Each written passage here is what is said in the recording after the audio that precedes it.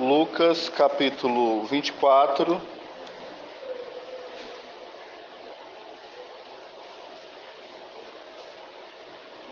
versículo 48. Lucas 24, 48.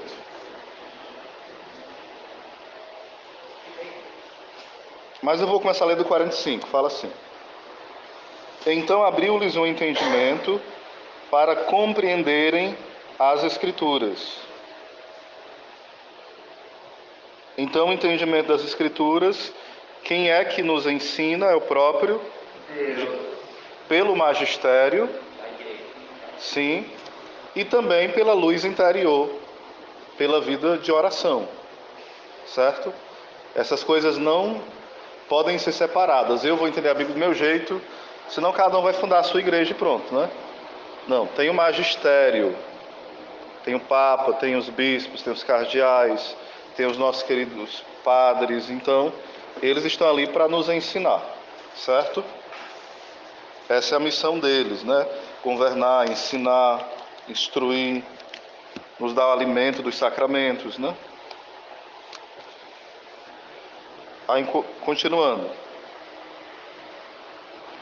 E disse-lhes: assim está escrito, e assim era necessário que o Cristo padecesse e ressuscitasse dos mortos ao terceiro dia, e que em seu nome se pregasse a penitência e a remissão dos pecados. Ou seja, desde o início, a pregação do Evangelho é marcada pelo quê?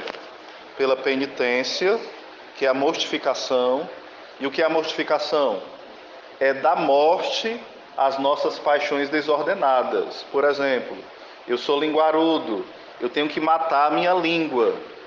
Eu sou preguiçoso, eu tenho que matar a minha preguiça. Eu sou alguém que é dorminhoco, eu tenho que tentar me acordar cedo, eu estou matando. Isso se chama mortificação. É dar morte às minhas paixões desordenadas. Não é dar morte às paixões total, não. Porque o que é paixão? É como se fosse um movimento em nós. Tristeza é uma paixão, nos move. Alegria é uma paixão. Ódio é uma paixão. O medo é uma paixão. As paixões são ruins ou boas? Nem ruim nem boa, depende do que você faz com ela. Se você está com medo de um leão e passa num canto para o leão não te pegar, esse medo foi bom ou mal? Foi bom. Vocês ainda vão pensar, né? Foi bom. Enquanto vocês pensam, o leão come vocês, né? Continue assim. Tem ali uma quadrilha perigosa, Deus o livre. Alguém avisa que naquele caminho é perigoso, tem assalto, morte. Você tem medo e você vai por outro caminho bem longe daquele. Esse medo é bom? É bom. Bom, já sabe, né? Mais moderno, né? Agora. Mas pro leão pode comer, né? Você, né? Pronto. Você fica sabendo que, sei lá, um amigo seu que precisava muito ganhar na loteria, e você sabe que ele é honesto, ele é um homem de Deus, ele tinha propósito de ajudar várias pessoas e ele tinha essa intenção. E você se alegra. Essa alegria é boa ou ruim? Não é o que ele vai fazer, não, é essa alegria. O que ele vai fazer é outra coisa. É boa. Boa. Não, eu já falei as intenções dele, é ajudar as pessoas, é ajudar a igreja. É boa. Se eu me alegrar com isso é bom, né? Mas se, por exemplo, digamos que isso não acontece no Brasil, né? Algum político corrupto, assim, digamos, que cometeu muitos crimes, que fez muita coisa errada, todo mundo sabe, e ganha e governa o país. Aí a pessoa fica triste. Essa tristeza é ruim ou é boa? É ruim. É ruim ou boa? É ruim. Tem que se alegrar, Tem que se alegrar pelos maus governantes? Tem que entristecer e rezar por eles, para que eles se convertam e para que, se forem governos ilegítimos, que não permaneçam. Se forem legítimos, gostando ou não, a gente tem que rezar por eles e torcer que eles façam melhor e se convertam, né? E fazer todo o possível para cobrá-los a esse respeito. Então eu dei exemplos. Então, uma paixão, ela nem é má nem é boa, depende das circunstâncias, depende da intenção, depende o que você faz com ela. Sim ou não? Sim. Então vamos lá, continuando. E em que seu nome se pregasse a penitência e a remissão dos pecados a todas as nações, começando por Jerusalém. A intenção de Deus é que o evangelho seja pregado para todas. Em Marcos fala aí de pregar para toda criatura, fala de pessoa, de cada pessoa, né? Aqui fala nações. Ou seja, precisa, de fato, as pessoas serem evangelizadas e aqueles que estão naquela nação, que ocupam cargos de destaque também serem evangelizados e todos serem evangelizados. É uma nação que serve ao Senhor, né?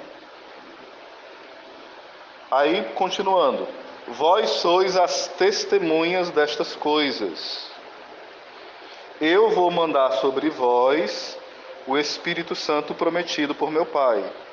Entretanto, permanecei na cidade, até que sejais revestidos da virtude do alto.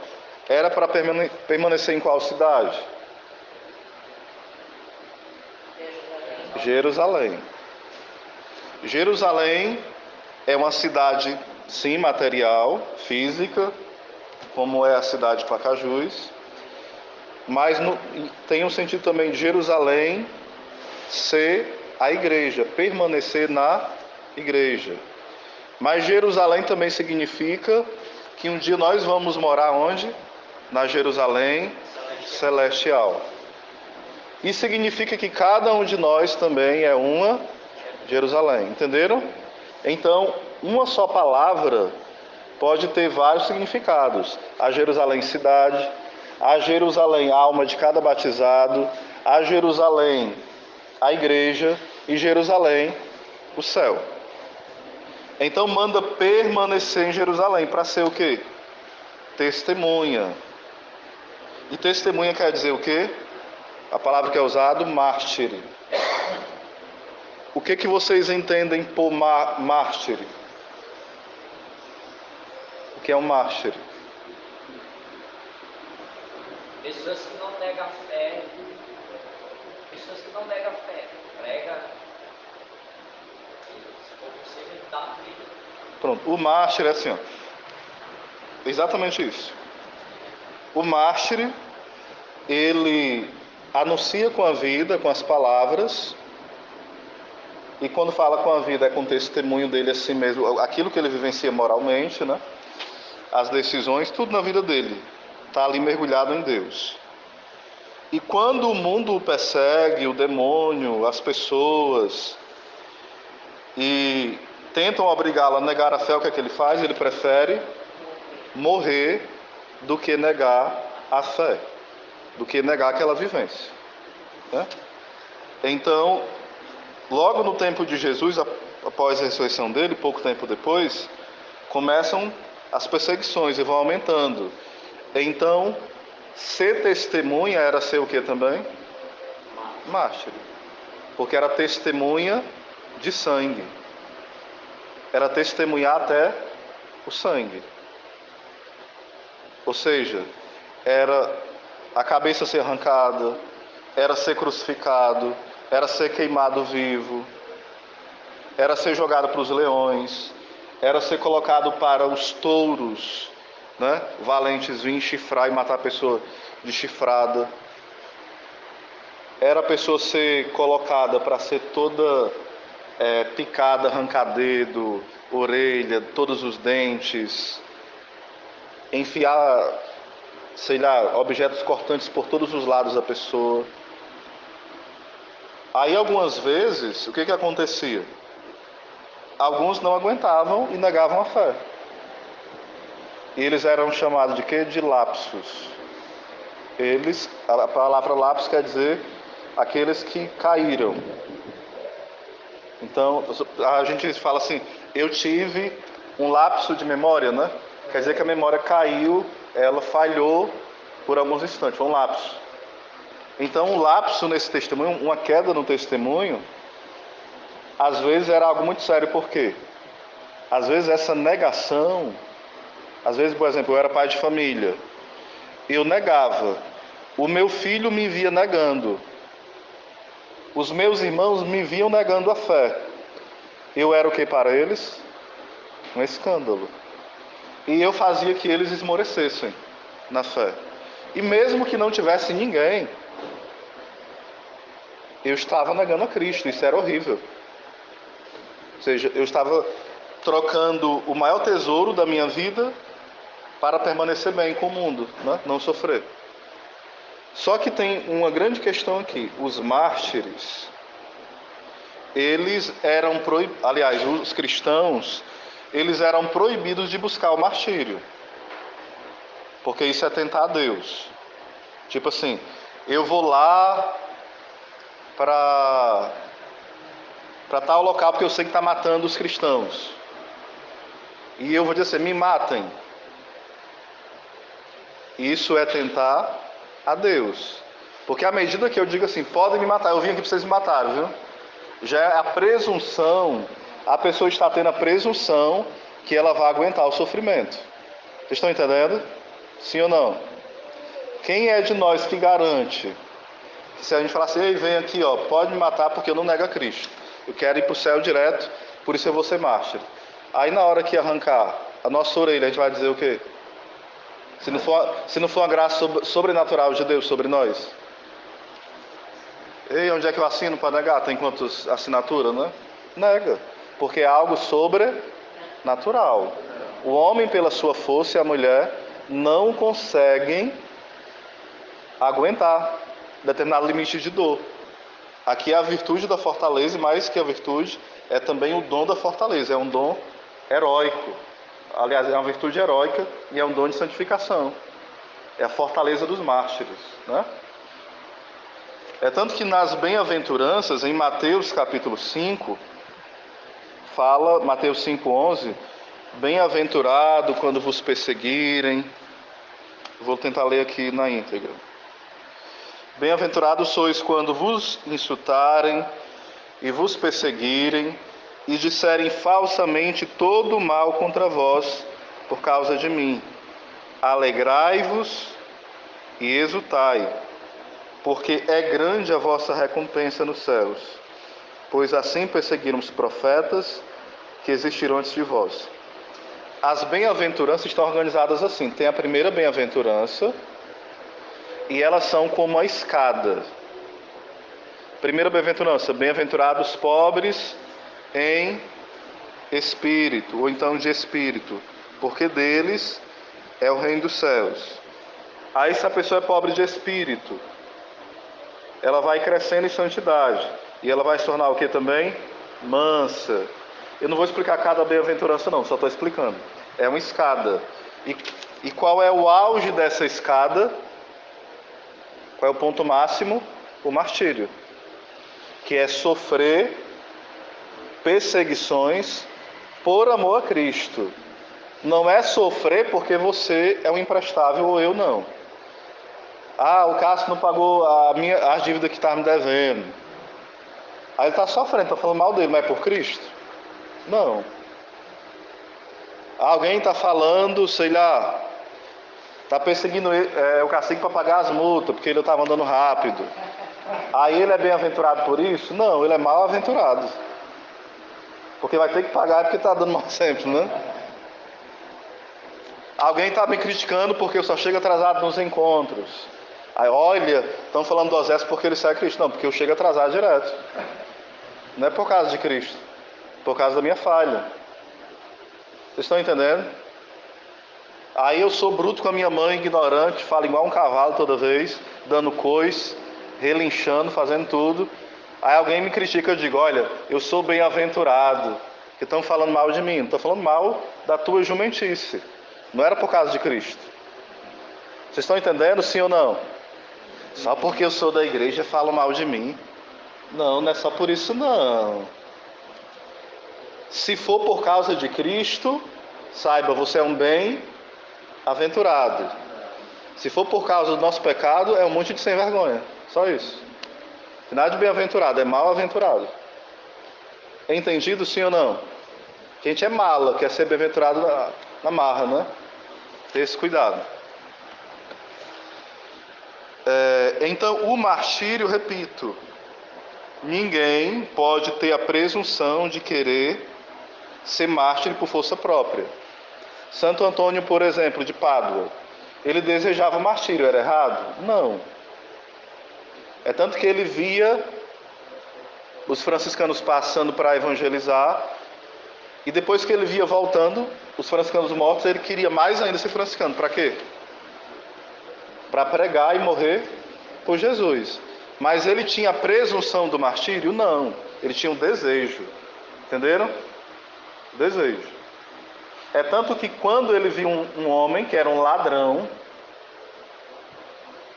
era uma pessoa assim, totalmente, depois que ficou bem de vida, muito rico, e era muito pervertido, muito fechado à graça de Deus. Toda vez que Santo Antônio via esse homem, fazia o quê? Se ajoelhava diante desse homem, ou então fazia uma profunda reverência. Aí teve um dia que o homem, como diz o cearense, se invocou, né? Falou assim: por que você faz isso comigo? Você está debochando de mim? Ele: não, porque eu estou fazendo reverência para um futuro mártir da igreja. Aquele homem riu, debochou, né? Porque ele ser um mártir, entendeu? Passou-se o tempo, aconteceu várias coisas e, de fato, Santo Antônio até avisou: quando você estiver dando a sua vida por Jesus, interceda por mim, na hora do seu martírio. Com o tempo, aquele homem, de fato, foi impactado por uma perseguição que teve aos cristãos. Ele se converteu e foi o que defendeu os cristãos. Não somente morreu por Cristo, mas sustentou outros para que não negassem a Jesus. E na hora do martírio rezou por Santo Antônio. Ou seja, aquela pessoa que você fala assim: esse aí não presta para nada, talvez seja alguém que te preceda no céu, nos preceda. Isso é um demônio em forma de gente. Pois é, ele pode ser um santo. E talvez nós que nos pretendemos santos, se não nos vigiarmos, estejamos, Deus o livre, queimando para sempre no fogo do inferno. E isso é muito sério. A presunção de sermos bons é terrível. Nem presunção, nem desespero, né? Santo Agostinho até fala: não seja desesperado, porque na cruz havia um ladrão e foi salvo. Não seja presunçoso. Na cruz havia outro ladrão, lá de Jesus, e foi condenado. Ou seja, nem desespero, nem presunção. É ter o quê? Esperança. Eu até conversava com um amigo meu, esses últimos tempos aí, e ele até perguntou, porque eu comentava com ele que ninguém tem a certeza de estar na graça de Deus. A certeza absoluta. Você sabe como é isso? Porque se eu e você tivéssemos a certeza de estarmos na graça de Deus, nós teríamos a certeza do céu, sim ou não? Sim. O que nós temos? Moralmente, nós olhamos a nossa vida e podemos perceber que estamos em pecado mortal ou não estamos. Se nós percebemos, olhando as nossas atitudes, que não estamos em pecado mortal, supõe que eu possa comungar, sim ou não? Eu examinei minha consciência, minha vida, eu não encontrei nenhum pecado mortal, devo fazer o quê? Comungar, correto? Então a gente pode ter uma, entre aspas, certeza moral, porque se analisou, viu ali, investigou, exame de consciência, não viu nenhum pecado. Mas certeza absoluta nós não temos. Porque se tivesse, nós teríamos certeza do céu. E ninguém, a não ser por revelação divina, tem a certeza do céu. Oséias, e agora? Eu vou entrar em paranoia e achar que eu estou em pecado mortal? Não. Nós temos que ter esperança e saber, se eu não fiz nenhum pecado mortal, então eu não estou em pecado mortal. Vocês estão entendendo? Eu não posso... Mas entenda, isso é uma certeza moral. O que é uma certeza moral? Moral é o ato, né? A forma que você vive. Eu não fiz nada que é algo grave. Então, como é que eu estou em pecado mortal? Não estou. Só que a certeza absoluta de irmos para o céu naquele dia. Porque eu vejo muito pessoal falar assim: me confessei, se eu morrer agora eu vou para o céu. Vai mesmo, é? Será? Ou então você vê uma pessoa ali que vivia junto aí. Esse aí já está para lá do inferno. Será? Não é assim que funciona, viu? Se fosse tão matemática a nossa salvação, era bom demais, era ou não era? Confessar toda semana e pronto, o céu estava garantido. Não é assim, gente. Nós temos o quê? Esperança, confiança. E temos que ter um santo temor. E é isso que nos dá força para lutar. Porque se não tiver esse sadio medo de perder o céu, de perder a Deus para sempre, a gente consegue progredir na vida espiritual? Não. Teve várias pessoas que eram muito santas e por serem presunçosas terminaram negando a fé e entraram na apostasia, abandonaram Cristo. Por exemplo, Santo Afonso conta um caso no livro A Prática de Amor de Jesus Cristo, que tinha um homem que ele era um grande pregador e ele foi chamado para Roma. Se eu não me engano, ele era um sacerdote também. Pregador, ele era humilde, tinha dons extraordinários. Ele vai para Roma e fica muito melhor falado ainda, fica famoso, né? Famoso. Quando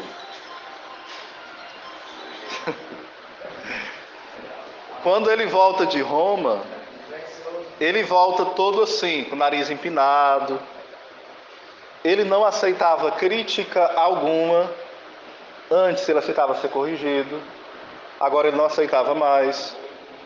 Aí o que acontece? Chega um tempo que toda pessoa criticava ele, ele era muito duro. Ele respondia de forma ríspida, com raiva, irascível. Até o ponto que chegou um dia que alguém falou que ele tinha ido para Roma como um anjo e tinha voltado como um demônio. Ele se irritou tanto com a pessoa que corrigiu ele, que ele fez o quê? Matou o homem. Ele virou herege, depois apostatou da fé e morreu totalmente sem acreditar em Deus. Era um homem virtuoso, inteligentíssimo, comungava com frequência, cheio de virtudes muitas, né? E de dons extraordinários. E terminou a vida como? Totalmente longe de Deus. Pode ser o caminho meu e seu se a gente não pedir todo dia: Senhor, me dê a graça de perseverar até o fim. Me dê a graça de permanecer. E é interessante que os apóstolos, eles tinham muito medo, sim ou não? Tanto que praticamente todos desapareceram, com exceção de São João Evangelista, com medo. São Pedro negou, os outros fugiram. E por que depois eles têm coragem? Porque tem a promessa que se cumpriu. Eles foram revestidos pela força do alto. Só quem nos dá coragem, autoridade, esse apaixonamento por Cristo a ponto de dar a vida, quem é? O Espírito Santo. O Espírito Santo. Aí ao longo da história, Santo Agostinho fala assim: a igreja, ela caminha nessa terra e ela é marcada pela consolação de Deus e a perseguição dos homens. Diga comigo: a igreja caminha nesta terra marcada pela consolação de Deus e pela perseguição dos homens. Aí aqui eu falei um pouco dessa perseguição que havia, por exemplo, no início. Os judeus perseguiram, né, bastante. Depois foram os romanos. Depois foram outros. Ou seja, ao longo da história, milhões e milhões de cristãos derramaram seu sangue pela fé. Alguns recebiam um consolo extraordinário, por exemplo, recebia flechadas como São Sebastião, jogavam ele, sei lá, acho que era no rio, alguém achava ele estava vivo, depois ele ia pregar para o imperador e dizer de novo, se converta, né? Ele não dizia assim, me mate não, né? Ele dizia assim, se converta. Aí mataram ele, né? Acharam que tinha matado a primeira vez, aí da segunda deu certo, né? É tanto que algumas virgens, por exemplo, de 12 anos, 13, eram chamadas para casar com alguns imperadores ou reis, césares, pessoas bem importantes, e elas diziam, eu já tenho um esposo, eu consagrei minha virgindade ao meu esposo, que é a Jesus. E aqueles homens, vendo elas muito lindas, muito até piedosas e super movidos pela paixão da luxúria, queriam abrigá-las. E elas diziam que não iam trair Jesus. Seria pecado se elas casassem com alguém? Não, porque o matrimônio é a fonte de santidade. Mas é porque Deus chamou elas para viver o quê? A virgindade. A serem celibatárias, é o chamado, entenderam? Então o que acontece? Muitas delas eram ali praticamente queimadas, eram cortadas e continuavam firmes. Tinha casos de virgens que... uma delas aqui, deixa eu ver aqui, deixa eu ver.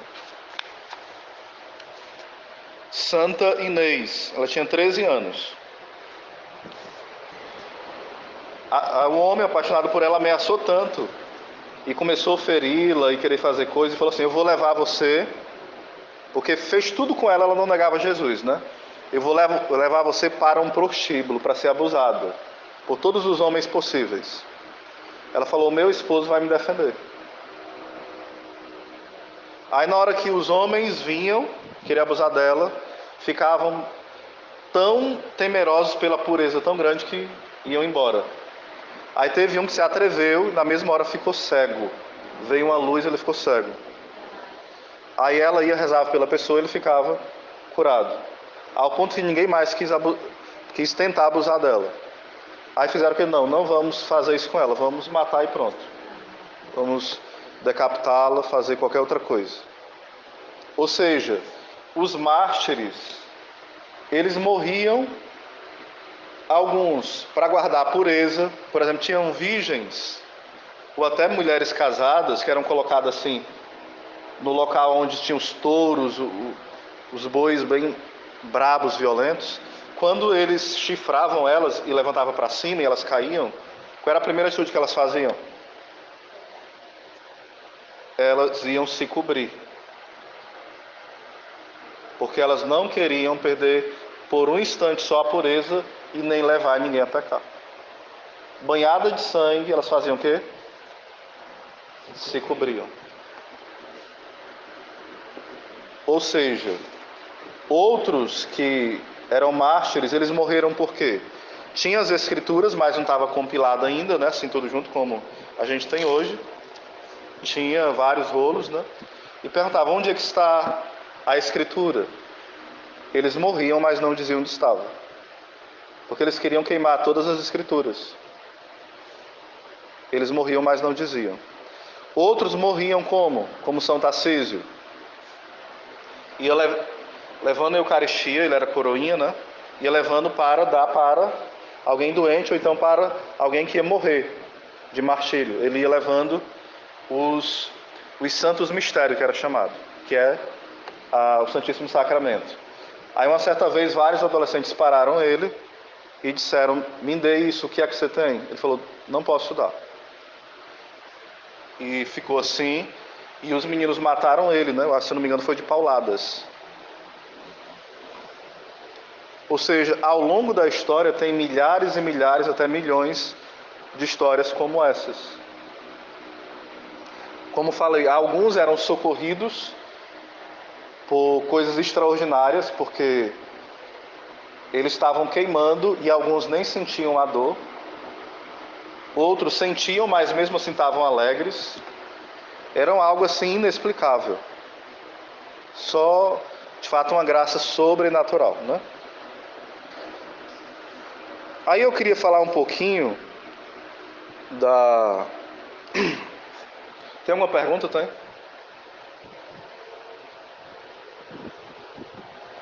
Vocês têm alguma pergunta, sim ou não? Osés, por que falar em martírio nesse tempo? Nunca vai acontecer conosco, né? Ninguém vai perseguir a gente, tá tudo show, né? Oi? Esse livro aqui fala dos mártires dos primeiros séculos. Passa aí pro pessoal, só para ver mesmo, tá? Ver alguns nomes. Esse outro aqui, que é chamado A Cristofobia no século XXI, fala dos mártires do nosso século XXI. Agora, são perseguidos e mortos milhares e milhares de pessoas. Vocês sabiam disso, sim ou não?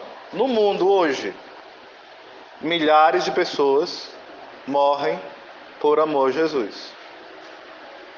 Perseguido por quem? Por muçulmanos, por regimes comunistas, em alguns locais por hindus. Eles não são apenas perseguidos assim, não pode comprar, já é uma perseguição. São perseguidos, ou seja, perdem os bens, são presos, são o quê? Mortos. Teve 3 anos atrás, os muçulmanos pegaram uma família inteira de cristãos e fizeram o quê? Colocaram numa jaula, deixaram eles com fome vários dias e depois fizeram o quê? Colocaram, era algo que baixava essas grades, como se eles fossem bichos, né? E afogavam ele no local como se fosse uma piscina. Era uma jaula, exato. Isso é parecido ou não com os primeiros séculos? Sim. Então, 3 anos atrás. Esse é um exemplo de milhares que acontece, viu? Eu já li um livro que é a conversão de um muçulmano ao judaísmo. Ao judaísmo não, ao cristianismo. E ele mostra como é cruel a perseguição. Se a pessoa estiver lá ainda, né? Se estiver em outro local, tudo bem, né? Mas é possível que não está perto, né? Sim. Se o Márcio, digamos, o cara ele defende a fé. Se ele tiver em pecado mortal e chegar ao momento do céu, se chegar ao momento daquele pecado. A pergunta do cacique, complicada, viu? Porque assim, ele não nega a fé. Tipo, Ele é defensor da fé. eu estou em pecado mortal. Aí chega a hora da perseguição e eu dou minha vida por Jesus. Eu vou para o inferno? É isso que vocês ouviram? Não, porque sem dúvida ele já teve, para ele, não negar Jesus, ele já se arrependeu profundamente, né? Ele teve uma contrição perfeita, é óbvio. Ele ia ter força para aguentar aquilo? Não. Porque o estado de graça, ele volta como? Com a graça do sacramento da confissão. Bem feita. Não é mentindo para o padre, não é escondendo o pecado, não é dizendo assim, eu vou contar hoje, mas à noite eu já faço, que é tão fácil se confessar, né? Aí o que acontece? Digamos, teve tempo no período da pandemia, né? Alguns chamam também de epidemia, né? O que acontece? Muitas pessoas estavam nos hospitais e nenhum padre ia. Digamos, a pessoa está em pecado mortal, lá no hospital, está consciente, está com a Covid, está morrendo, mas está consciente, dias e dias, meses e meses, e ela se arrependendo mesmo, tem uma contrição perfeita, ela voltou ao estado de graça, entenderam? Porque, por exemplo,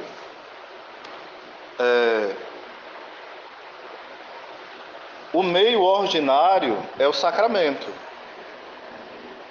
Mas pressupõe o que a contrição perfeita? que eu, que não tinha oportunidade de me confessar, eu desejo me confessar, entenderam? Mas eu não posso, por 1000 motivos, digamos. Tá com 10 anos que não vem um padre aqui e é distante, 20 dias de caminhada, sei lá, estou exagerando aqui. E eu estou em pecado mortal, mas me arrependi profundamente, sinceramente. Só que é mais complicado, porque a gente não tem a certeza se teve uma contrição perfeita. Porque a contrição perfeita é você se arrepender porque você ama a Deus, porque você ofendeu a Deus. A contrição imperfeita, o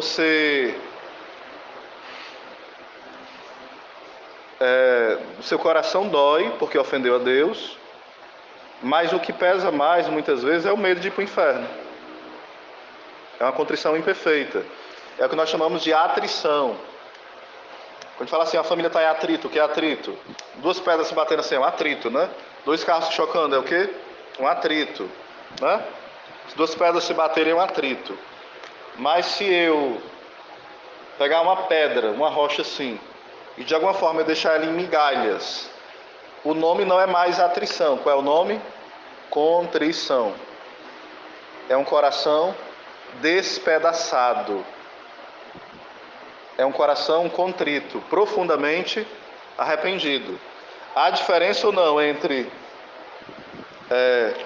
bater duas pedras e faiscar fogo e as duas pedras virarem quase areia? Há ou não? Então a primeira é a contrição imperfeita. Ela basta para a confissão. Ela basta. Se eu estou com aquela contrição imperfeita, eu posso ir me confessar, eu serei absolvido. Mas a contrição imperfeita não basta para que eu volte ao estado de graças. Por exemplo, não tem confissão, eu tive a contrição imperfeita, eu volto para o estado de graça? Não. Tipo, eu estou aqui, sei lá, eu aprontei cometi um pecado mortal e vem um bandido, eu vou te matar, meu Deus, eu vou para o inferno, e me desespero. Eu estou arrependido porque pequei mortalmente? Não, estou com medo de ir para o inferno, somente. Então é uma contrição o quê? Imperfeita. Isso vale para voltar ao estado de graça? Não. Não é complicado, gente? Por isso que é ruim dizer, tipo assim, é difícil dizer, ou praticamente impossível. A pessoa que morreu teve uma contrição perfeita? Ela estava com pecado mortal mesmo, ela tinha consciência, liberdade, ela tinha formação para isso ou não? Alguém evangelizou ela?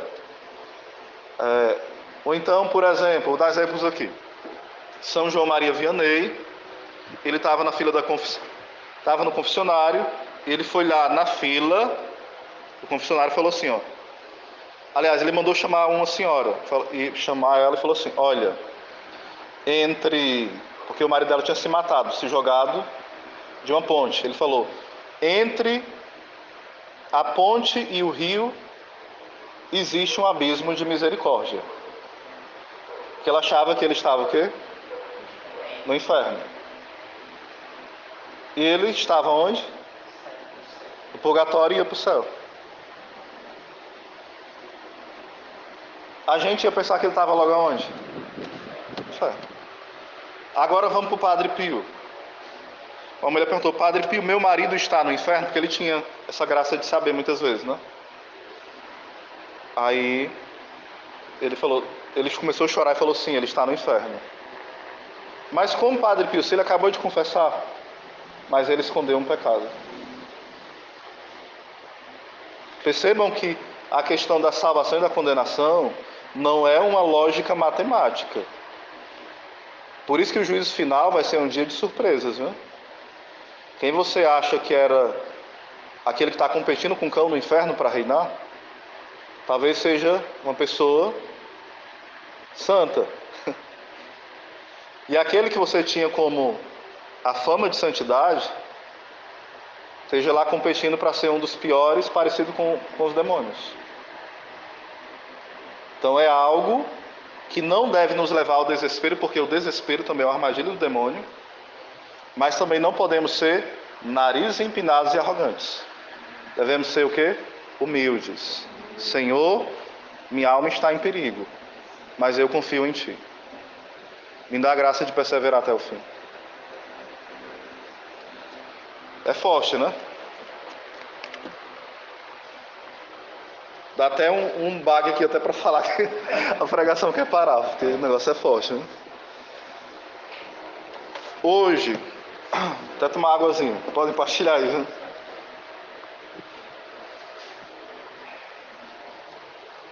Tem alguma pergunta, gente?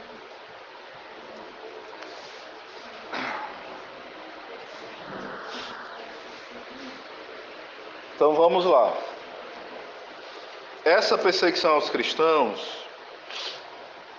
ela se dá de várias formas hoje, né? Uma das formas que existe a perseguição aos cristãos, no Brasil, é muito de endurecer as leis iníquas, as leis imorais. Mundo afora, tem países, por exemplo, eu não lembro de qual agora, né? Nem programa falar sobre aborto, que o aborto já é aceito até o 9º mês. Até tirar a criança, e assim que ela nasce, no momento que ela nasce, ainda pode matar. Tem país, né? Tem países que já é assim. Ou seja, a desculpa que se usa para liberar com 1 mês, 2 ou 3, ou em alguns casos, é só para ir abrindo as portas para cada vez mais assassinar as crianças. Em nome de quê? Defender as mulheres. A gente vai ter uma formação ainda só sobre o aborto, viu? Não vai ser hoje, que é só por cima mesmo. Mas um país que aprova o aborto, ele está pedindo castigo do céu.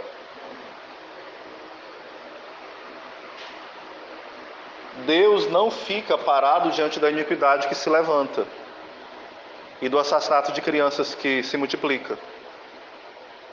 Então não é algo normal. A gente usa a palavra aborto porque se acostumou a chamar essa palavra, essa palavra está até no catecismo, mas é uma palavra até inadequada. O que acontece quando ele é provocado é um assassinato de criança. É tanto que o aborto é um crime, só que ele não é penalizado, né? Vocês estão entendendo? Mas o aborto, ele é crime. O aborto provocado. Em alguns casos, no Brasil, na legislação brasileira, não na legislação eterna, essa que nós tememos, né? Em alguns casos, já não considera que de fato se eu não estou equivocado, né? É um crime. Ou seja, tudo no Brasil se desenha para essa agenda avançar. Às vezes vem com o nome direito reprodutivo, direito das mulheres, é um caso de saúde pública, né? Tem vários termos que se usa para dizer o quê? Nós temos pena das mulheres. As mulheres pobres estão morrendo porque elas vão abortar escondido e estão morrendo. Ela e as crianças. Em nome de um falso amor, se prega aquilo que os Herodes de hoje querem. Quando Herodes soube que Jesus nasceu, o que foi que aconteceu no coração de Herodes? Ele se agitou, e com ele toda a cidade. Ele queria adorar Jesus ou matá-lo? Matá-lo. Em cada criança que é gerada no ventre das mães, os demônios veem ali um símbolo de Jesus, né? Um símbolo do Cristo. Então o mesmo ódio de Herodes, ele se movimenta e ele agita as cidades. Ou seja, essa sede, né, para que se aprove leis imorais, ela provoca sim a ira de Deus. E a gente precisa fazer reparações. Reparações não coisas que a gente não dê conta. A gente não pode fazer coisas que sejam além das nossas forças, mas a gente pode fazer coisas que são possíveis. rezar de joelho, fazer jejum mais frequente, comer o que não gosta, renunciar ao que gosta. Tem aquele programa que eu assisto todo dia, vou passar uma semana sem assistir. Tem a pessoa que eu visito sempre, eu não visito por uns dias. Tem alguém que eu nunca visito, eu vou visitar. Ou seja, contrariar a nossa vontade. Ou seja, é preciso a gente se mortificar e fazer reparações. Enfim, por que é necessário falar dos martírios antigos e os atuais? Porque se desenha no mundo, através do governo mundial, uma perseguição cada vez maior aos cristãos. Quando se perseguiam os cristãos, diziam o quê?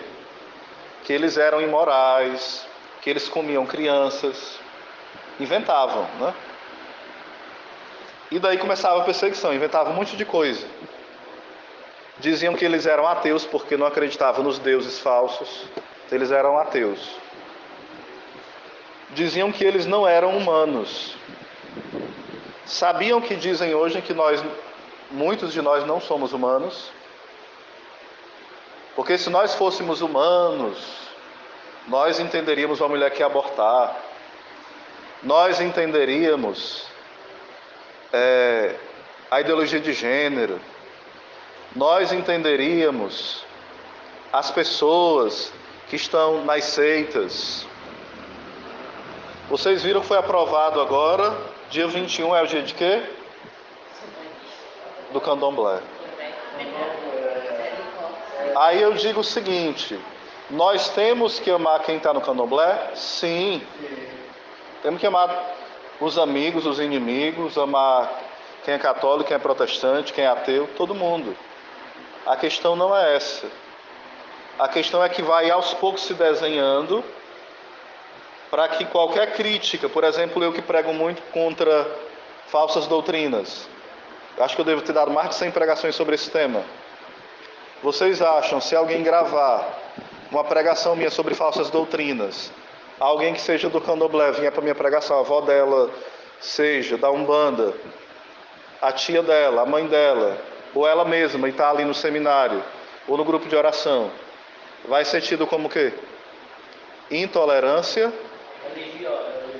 mesmo sem estar pregando, dizendo que é para bater, dizendo assim, não, tem que ser respeitada, tem que compreender a pessoa, tem que amar, mas nós católicos não admitimos essas práticas supersticiosas, nós acreditamos que existe uma ação do demônio nessas práticas, mas nós não estamos dizendo que elas são do demônio.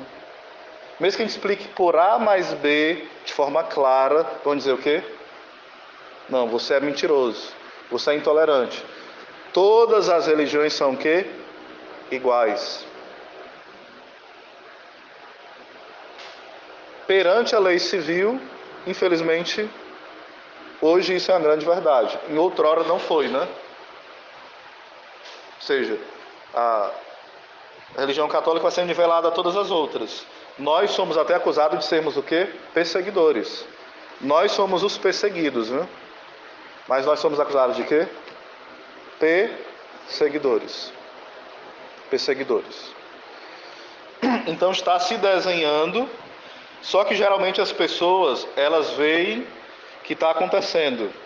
Mas o nosso grande problema é que nós não sabemos identificar quem são os agentes. Vou explicar melhor. A gente fala assim, tem corrupção? Tem. Mas quem são os agentes da corrupção? Tem imoralidade. Peraí, mas quem são os agentes dessa imoralidade? Agentes, eu falo assim, pessoas chaves que promovem isso. Em futuras formações nós vamos ver um pouco sobre essa questão dos agentes, certo? Porque a gente fala de forma muito assim, né? Longe. Tem violência. O que foi violência? Foi o quê? Caiu do céu a violência, o crime, veio uma chuva assim? Não. Tem pessoas que trabalham sistematicamente para que a violência, o crime, o mal se sistematize e reine. Eles pensam de forma estratégica. Vocês estão entendendo, sim ou não? No Brasil, esse caos de morrer 70 mil pessoas por ano, agora é 45 mil por ano. Talvez volte a aumentar, Deus o livre. Você acha que começou quando? 100 anos atrás? Não. Aqui eu não vou entrar em nomes não, né? Vamos ser inteligentes. Mas 20 anos atrás, olhem os números das pessoas que eram assassinadas. Depois de 20 anos para cá, vá vendo quem são os agentes. Quem defende que aqueles que matam têm mais direito do que nós? Só que nós, ao longo desse tempo, fomos enganados. E milhões são enganados até hoje. Porque, ao longo da história, os maus governantes fazem o que para distrair as pessoas? Pão e circo. Ou seja, comida, dinheiro e lazer, diversão, festa, zoada, barulho, imoralidade, perversão. Ou seja, é o pão e o circo. Eu estando de barriga cheia, eu pegando dinheiro emprestado, comprando minha motozinha, meu carrinho, minha casa, tenho dinheiro para beber uma cerveja, comer um churrasquinho, dar um rolê, farrear. Para que melhor? Tem problema? Não, mataram foi assim, aquele meu primo, um conhecido, mas assim, sempre teve morte. Caim matou Abel, é assim mesmo, fazer o quê? Ou seja, as pessoas vivem na sua vida medíocre, nós muitas vezes. Nós vemos o mal se espalhar e nós achamos que aconteceu do nada. Não. Existe um sistema do mal que vai corrompendo as inteligências. Aí as pessoas vivem mais pelo que hoje? Sentimento. Eu não vou não, porque assim, eu me senti tão mal quando Oséias falou daquele jeito, nunca mais vou. Eu me ofendi. Não, mas você tem o que para dizer contra? Nada não, mas ele fala assim tão alto, tão arrogante. Ele fez careta quando olhou para mim. Não vou não. Ou seja, é os sentimentos que prevalecem. Nós temos sentimentos, emoções? Temos. Mas nós não somos bichos para que os sentimentos, as emoções, mandem mais do que a razão, não. Vocês estão entendendo, sim ou não?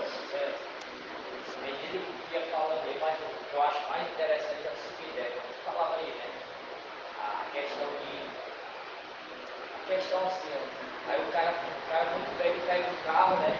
Ele pega um carro, enche a cara, sai pra farrear, né? Isso aqui é só a comparação que eu estou fazendo. Pega um carro, enche a cara, sai pra farrear e de repente, às vezes tem uma família numa parada de ônibus, que às vezes está indo para uma missa ou tudo. Aí se vira um público, vem, pega, mata todo mundo. Sim. Ele entra na porta da delegacia, já tem um advogado lá esperando ele, paga uma fiança e sai pela porta da frente. E aquele pessoal lá que morreu lá, aquela família toda, Está destruído ali para o resto da vida. é isso, mas pior que Mas como é que nós ficamos inertes a isso, gente? Eu vou dar só os nomes, depois a gente pode estudar eles separadamente. Não precisa ser só aqui não, a gente pode, por exemplo, depois fazer um dia uma reunião na casa da Daniela. Fala assim, o pessoal mais lá de perto que não são da lacração, né? São mais... Que eu não quero lacradores em reunião não, porque só atrapalham, né? Para converter eles é em outro encontro. Nesses não, esses aqui é para quem já está por dentro do problema. Vocês estão entendendo o que eu estou falando, né? Sim ou não? Eu já tive problema com os lacradores de plantão, né? Problemas bem pertinentes. Alguns agentes. Um dos agentes, o pior é que a gente está mergulhado nisso. Um dos agentes é o quê? A escola. E a universidade. Aí o que acontece? Eles querem atingir primeiro as crianças. Aí, infelizmente, acaba que a mãe trabalha, o pai. A criança está na creche com 3 anos, 2, 4. E ela sai da escola com 17, 18. Você acha que a criança essa pessoa está com a cabeça de quê? De uma católica atuante, fervorosa, quero ser mártir, igual Santa Teresa queria quando era criança? Não. Ela quer ser feminista, porque ela é para frente. Ela quer ser ativista. Ela quer estar nos grupos ali para, se possível for, ficar nua e dizer, cadê meus direitos? Ou então, se ela não chega a esse ponto, ela quer dizer o quê? Quem manda em mim sou eu, mãe não manda em mim não. E ela não paga as contas, ela não compra a roupa dela, mas só que ela foi educada por quem? Na escola, na universidade, e a mãe dela dava o celular, o tablet, o dinheiro para as roupas imorais dela, o dinheiro das farras. Aí você pergunta, quem perverteu essa pessoa? A escola, a universidade e a mãe que não tem impulso nenhum. Ajudou. Tem casos que a mãe tem impulso, é inteligente, mas não consegue. Aí é outro caso também. Então não pode dizer que foi a mãe não, né? Nem o pai. Essas são situações.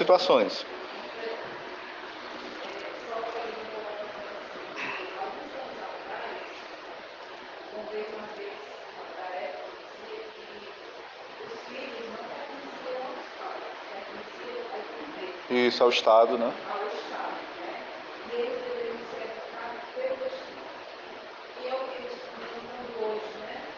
Isso. Passa isso só pessoal, viu? Só o pessoal ir vendo. E passando. Na mão do pessoal, que eles vêm.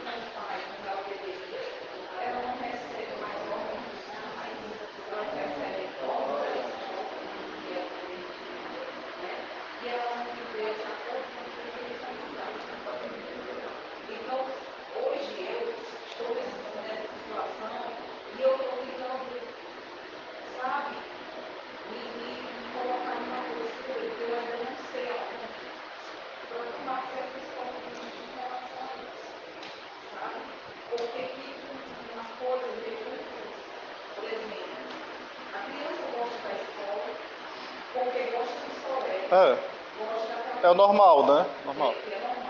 Mas os pais, por temor, não sabem se deve permitir ou se deixa o menino em casa e separar ele das coisas, sabe? Isso está gerando assim uma coisa que eu não sei o que Deus vai resolver na minha cabeça e na cabeça dos pais. É por isso que assim, enquanto a gente está só abrindo alguns temas, mas por exemplo, o tema da educação, a gente vai ter que falar vários encontros sobre esse tema. E tocar em coisas bem concretas, né? Ah, quando meu filho vier com essa ideia, qual é o remédio para essa ideia? O remédio não é imediato, só uma resposta. É um caminho, né? Às vezes é uma resposta, às vezes é. Tipo, um primo meu estava na universidade e falou assim, olha, na verdade, o homem, ele não é mau. Quem faz o homem mau, quem é? É a sociedade. Ele vê os outros fazendo mal e por isso ele se corrompe. Isso é uma mentira total? Não. Mas isso é verdade? Também não. Aí eu perguntei para ele, e o primeiro homem imitou a quem? Aí ele, vale, eu nunca pensei nisso. Porque eles são treinados na escola não a pensar, a repetir coisas. Aí você e eu temos que começar a pensar. Porque quando for perguntado algo para nós, a gente já está, de certa forma, à frente deles. Só que isso vai exigir de nós alguns sacrifícios, né?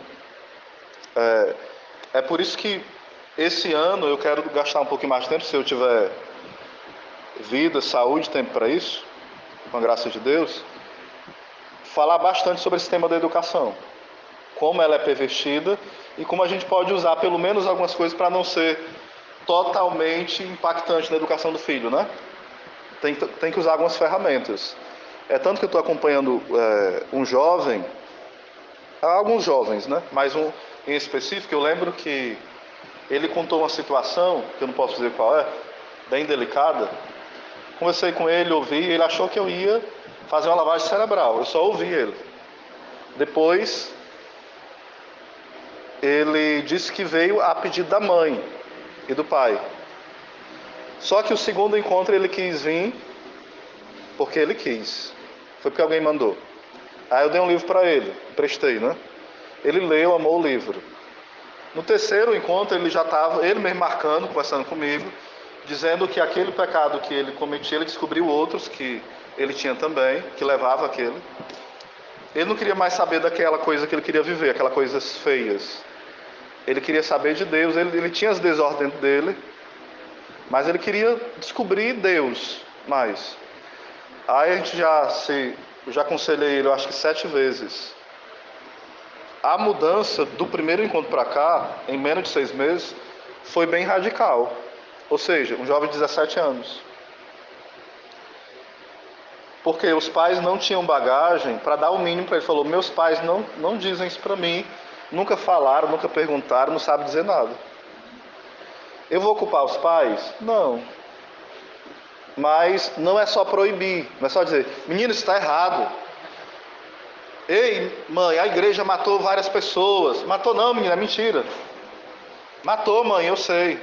Não matou, matou. Vai fazer igual a Bolsonaro e aquela mulher da Globo, né? Imitou sim, não imitou não, imitou sim, imitou não. Aí vira uma palhaçada, né? Ou seja, não é só teima não, entre um e o outro não. Você tem que saber dar a resposta. A igreja católica perseguiu as bruxas. Aí você perseguiu não. Aí perseguiu sim. Tá aqui, mãe, no livro, ó. Aí você, não perseguiu não. Por quê? Porque não, menino. Ou seja, mãe, eu me sinto bissexual. Eu beijei meu amiguinho na escola, eu sou bi. Menino não é, Deus não quer. História de Deus, mãe. Deus quer a gente feliz, eu tô feliz. Aí você não me aceita, mãe. Eu vou denunciar pro conselho tutelar, viu? E se a senhora me ameaçar de querer me bater, eu denuncio pra polícia. Liga agora. Eu tô colocando uma coisa assim que é irreal, não pode acontecer, gente.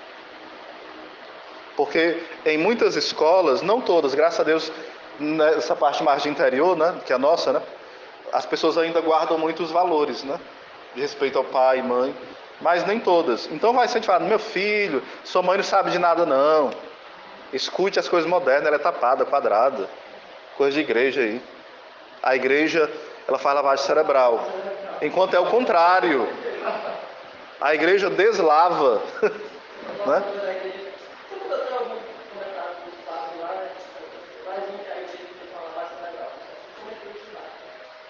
Aí o que acontece?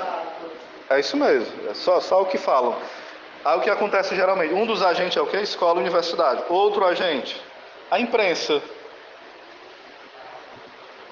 O cacique já foi cobaia aqui várias vezes, eu não vou usar mais não, viu, cacique, como cobaia. Eu já falei pro pessoal aqui já. Pode falar de novo? Não, não. Então vai pro céu pela santa humilhação, né? Eu vou falar de novo. Alguns já ouviram, mas eu vou falar de novo, só para humilhar o cacique, viu? O cacique vai lá para casa. Ele chega em Jaguaruana já muito assim, revoltado com as coisas, né? Tinha lá uma grande professora dele que era a Rede Globo, né? Ele estava assistindo lá no período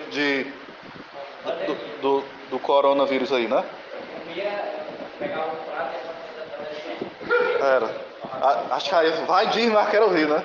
Aí o que acontece? Ele chega bem revoltadozinho, a gente vai conversar. Pra amansar demorar um pouquinho, viu? Tava com medo da onça.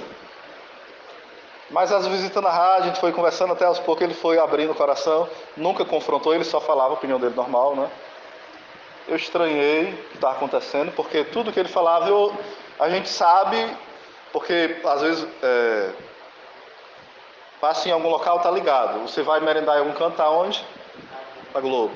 Você vai para qualquer canto, tá lá ligado. Vai para uma clínica, tá lá ligado. Então você sabe que é aquele clima. Aí aconteceu que um certo dia, que ele já estava se libertando já, mas tinha ficado aquele negócio. Ele foi consertar o banheiro lá de casa. Acho que alguns já ouviram o que eu falei aqui. Aí eu fui no mercantil comprar as coisas. Aí ele ficou lá, ajeitou, tomou um banho.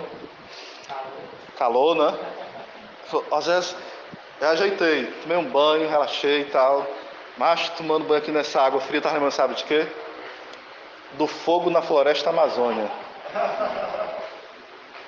A Amazônia pegando fogo. E eu tentei, que negócio é esse? Doidíssimo. Foi, né, cacete, certo? Eu fiquei só calado, porque eu sempre guardo coisa 1 mês, 2, 3, e vou meditando, né, aquilo. Aí eu fui para um local, para uma igreja lá em Marte, uma matriz lá em Marte. A outra pessoa não me deu autorização, então eu não vou falar, né? Fica lá. Aí chega e pergunta a pessoa, eu vejo ela assim com a liturgia, né? Quase em êxtase. Eu atrapalho essa pessoa? Não. Ia perguntar se ia ter alguma coisa lá. Aí eu falei, fulano, tem isso aqui na igreja hoje? Ele, ô fulano, seja... Tinha nem te visto aqui. Vai ter sim. Eu estava olhando aqui, Oséias, pela janela, meditando aqui, olhando essas árvores verdes. Estava meditando a Amazônia pegando fogo.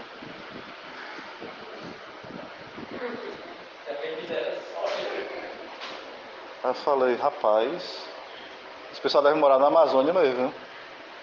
E deve ter saído do fogo agora, né? O que eu estou querendo dizer com esse exemplo, gente?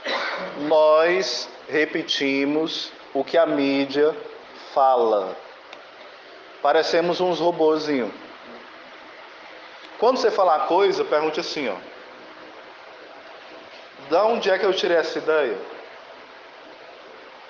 Religião nenhuma salva, todo mundo diz, né?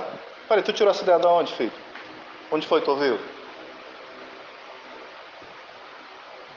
Onde foi? A pessoa, não é não. Mas o que quer dizer religião nenhuma salva? Que religião nenhuma salva, mas quer dizer o quê? Eu sei lá, eu sei que é assim. Vocês estão entendendo? A pessoa ela vai repetindo um monte de frases protestantes, maçônicas, da mídia. Por exemplo, hoje a gente repete muito, até quem está lutando por liberdade, contra outras coisas, fala assim, todo poder é o que fala a Constituição, né? Emana do povo e dos seus devidos representantes, sarará. Mas para um católico, o poder vem da onde? De Deus.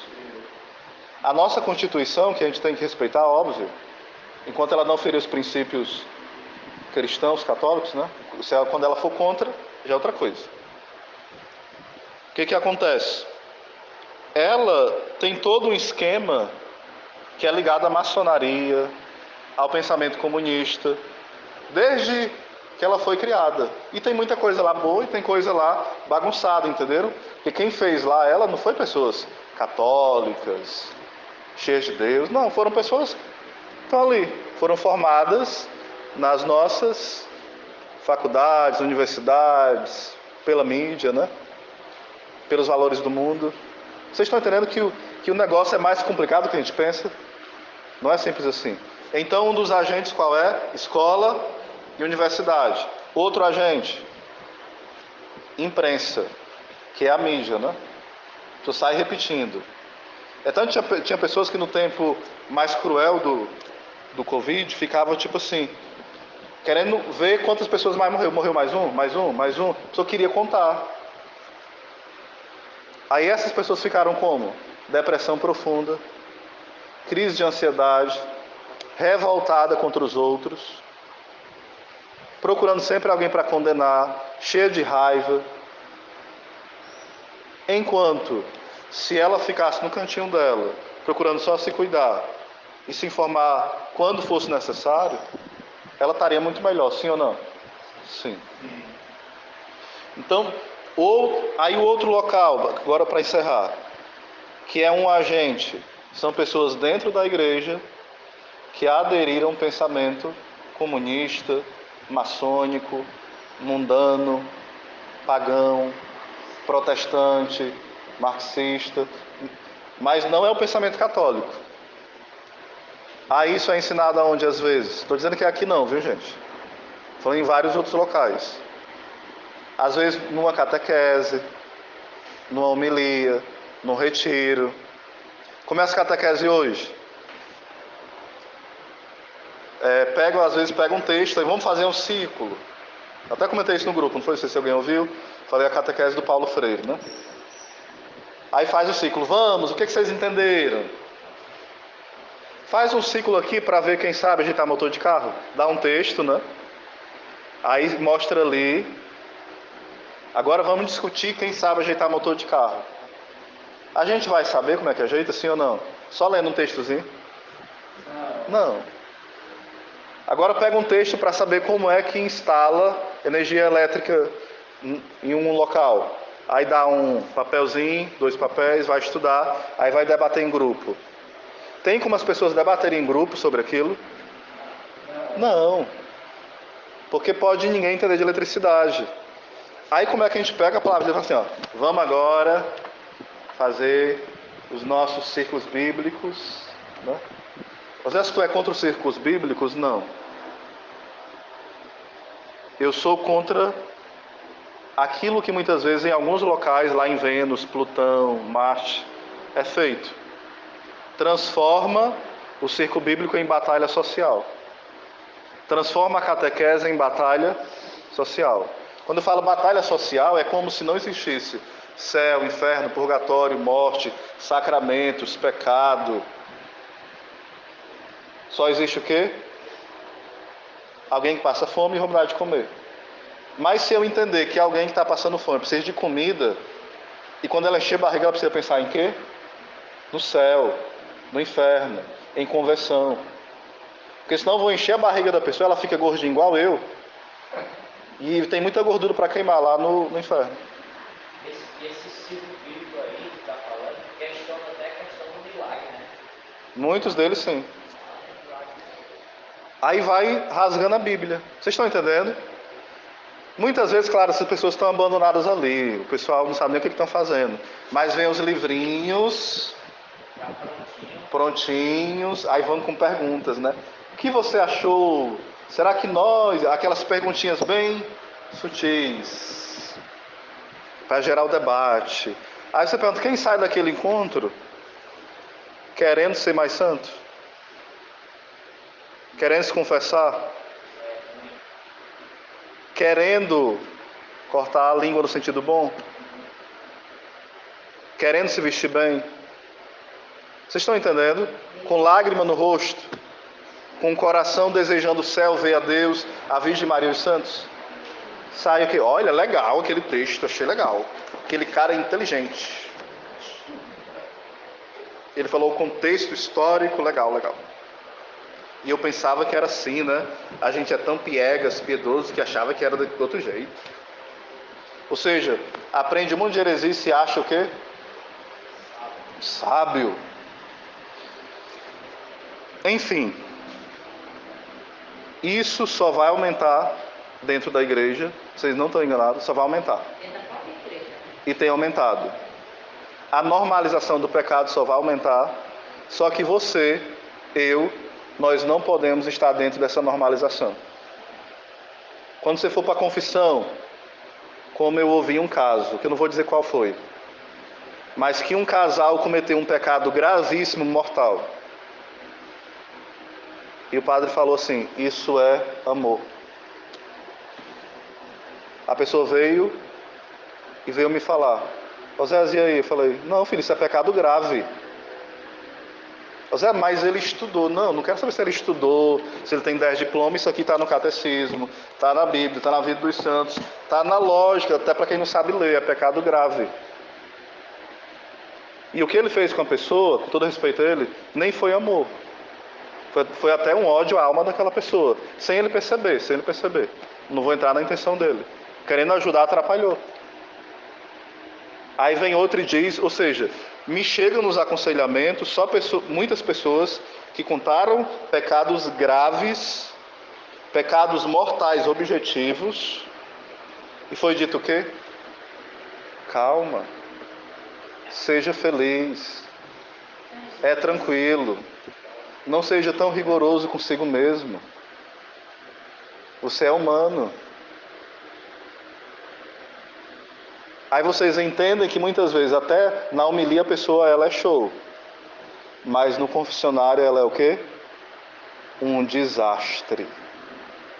Osés, então você está dizendo não se confesse com esses padres? Não, pode se confessar. Receba a absolvição, não vá debater com ele, depois reze por ele, pronto. Não está falando mal dele nem nada. Né?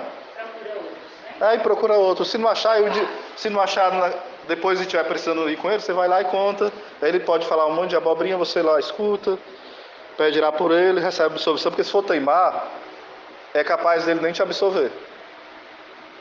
Vocês estão entendendo? Fiz, dá um de doido, igual eu faço às vezes. Sabe se confessar? Sei não, me ensina aí. Aí fica escutando, tá certo. Me confesso, sabe absolvido.